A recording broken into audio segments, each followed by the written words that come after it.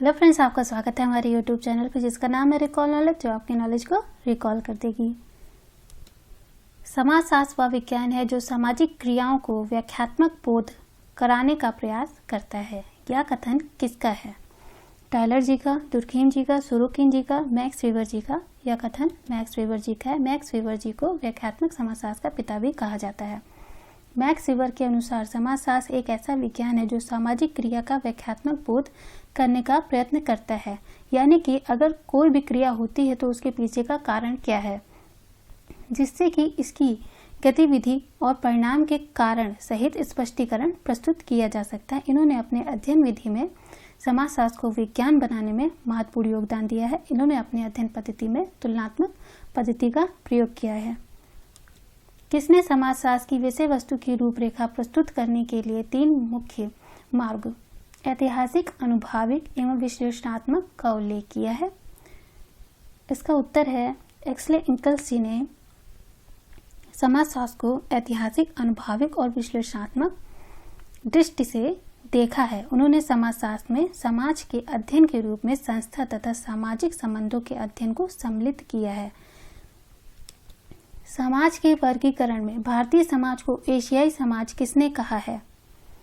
Durkheim जी ने, Dumas जी ने, max weber जी ने या मार्कस जी ने? इसका उत्तर है कार्ल मार्कस ने अपनी पुस्तक क्रिटिक ऑफ पॉलिटिकल इकोनॉमिक और प्री कैपिटलिस्ट इकोनॉमिक फॉर्मेशन में उत्पादन के तरीकों के 4 स्तरों की चर्चा की है: एशियाई, पुरातन, सामंती और पूंजीवाद।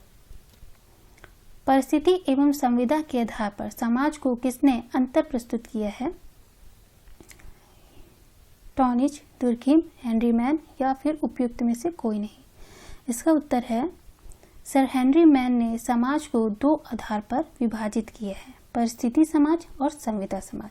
परिस्थिति समाज में प्रदत्त परिस्थिति जो हमें जन्म से प्राप्त होती है, प्रदत्त परिस्थिति उसे ही कहते हैं जो हमें जन्म से प्राप्त होती हैं, का महत्व अधिक होता है।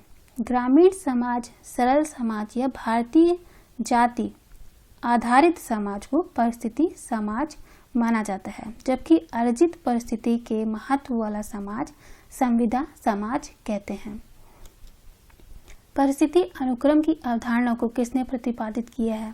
टीकियन, नॉर्डेल, पार्सन्स या रॉल्फ लिंटन? इनका उत्तर है मार्टन ने परिस्थिति संकुल यानी role status set, role set और परिस्थिति अनुक्रम की अवधारणा दी है।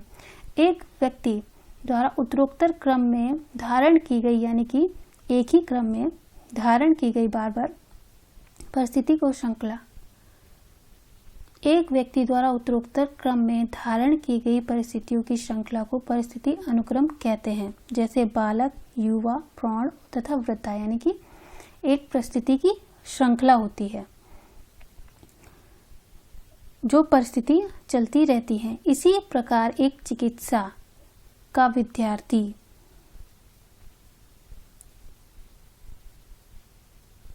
इंटर्नल रेजिडेंट, रजिस्ट्रार तथा स्वतंत्र चिकित्सक की परिस्थिति उत्तरोत्तर ग्रहण करता चला जाता है।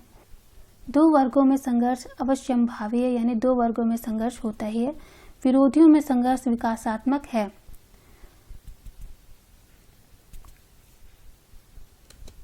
कार्ल मार्कस के अनुसार जब तक समाज में वर्ग विभाजन है, समाज में शोषण का सिलसिला भी जारी रहेगा, क्योंकि वर्ग शोषण पर आधारित है। उसी तरह जब तक समाज में शोषण है, संघर्ष का सिलसिला भी जारी रहेगा। इसी वर्ग संघर्ष की प्रक्रिया से समाज में परिवर्तन होता रहता है।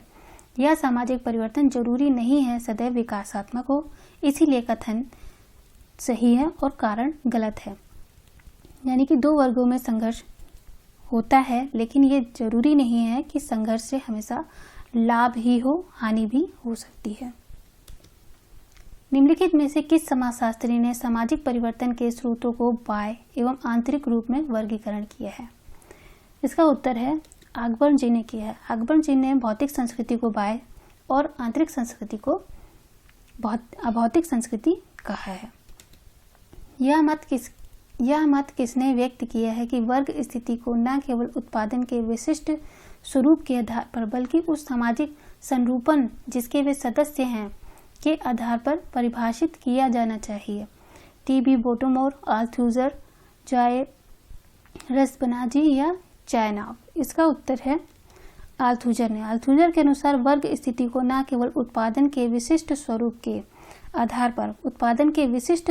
आधार पर वर्ग को कार्ल मार्क्स जी ने कहा है, लेकिन आल्थुजर जी ने कहा उस सामाजिक संरूपण जिसकी कि वे एक अंग है उसके आधार पर भी परिभाषित किया जाना चाहिए।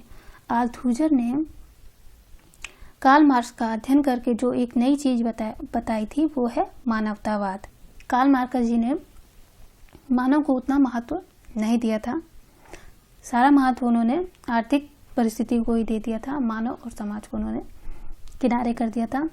आल्थुजर जी ने जो नई खोज की थी कार्ल मार्क्स का अध्ययन करके वो था मानवतावाद। निम्नलिखित में से कौन से एक संस्कृतिकरण का उदाहरण है? नंबूदारियों में विवाह का बाह्य स्वरूप, क्षेत्रों में सप्तपदी, सप्तपदी का मतलब होता है अग्नि के 7 फेरे, कर्नाटक की कृषक जाति में सप्तपदी, वर्तमान नायरों में एक विवाह। इसका उत्तर है वर्तमान नायरों में एक विवाह प्रथा अब संस्कृतिकरण का उदाहरण है। पहले नायरों में